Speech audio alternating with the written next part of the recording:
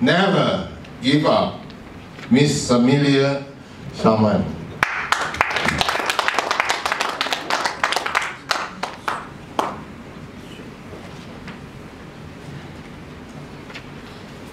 A very good afternoon, ladies and gentlemen.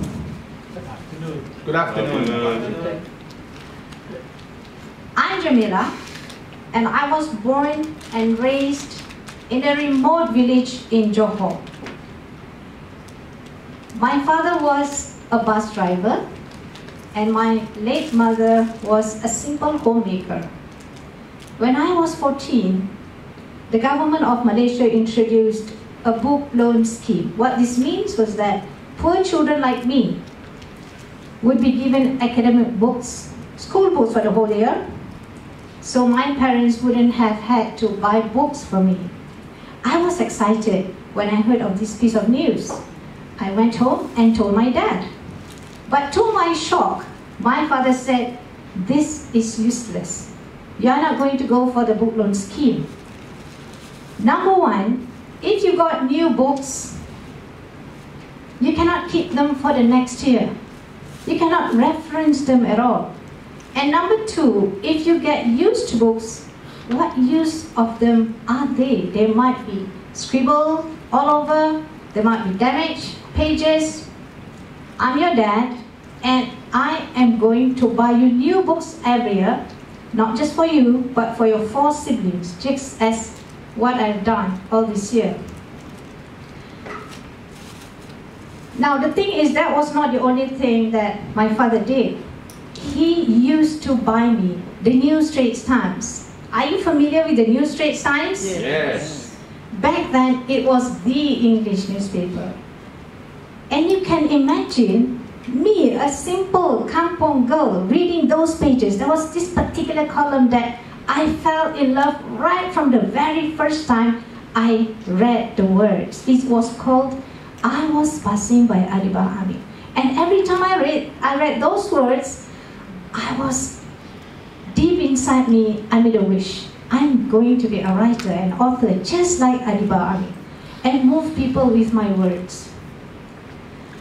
Now, ladies and gentlemen, because of my parents' hard work, the 5 of us went to university, me and my 4 siblings. And the thing is that what I learned from my father and my mother as well, success is a 4-letter word. It's called grit, G-R-I-T. It means perseverance. And there is research that has proven that it doesn't matter what kind of limitations you have in your life. It doesn't matter what shortcomings you have in life. Like us, we have very, very limited money. How much can a bus driver bring home? And in fact, my father never had any off day because he earned daily wages. If he didn't work for 1 or 2 days, there would be no money on the table. And I'm sure, as I share with you my personal story, most likely you can reflect on your own story and recall that person, your father, your guardian, your grandparents, who had the grit to see you through. And I believe today we are standing here and we are talking about transformation, about change. I believe that change is really about changing millions. It's about taking care of those under our care, taking care of our children, our loved ones, first and for all, and extending time and care to those nearest and dearest before we move on to other people. Now, years later, I submitted my first article to a journal, to a magazine. And when I got a call from the editor, I was excited. Yes, I need a break. So I went to see the editor, and he sat me down. And the first thing he said was, "You don't know how to write." You can imagine how crushed I felt because I already had a degree and I love to write, although I admit that it was not a journalism degree. And I felt like somebody slapped me on my face and his words stuck. So I went home, and for 3 days I was wondering, asking myself, do you really want to become a writer? an author.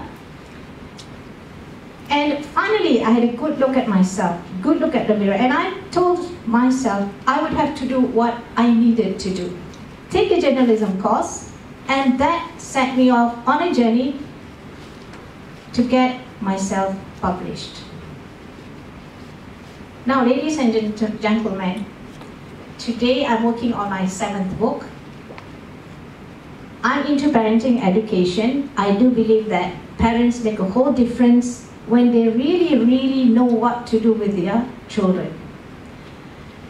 And the best thing that I've heard from my first publisher, when I got my first book published years ago, he told me, he said, no matter how good your idea is, your book is, your product is, nobody will know about it. Nobody can benefit it unless you pluck up the courage to stand here and tell people about it.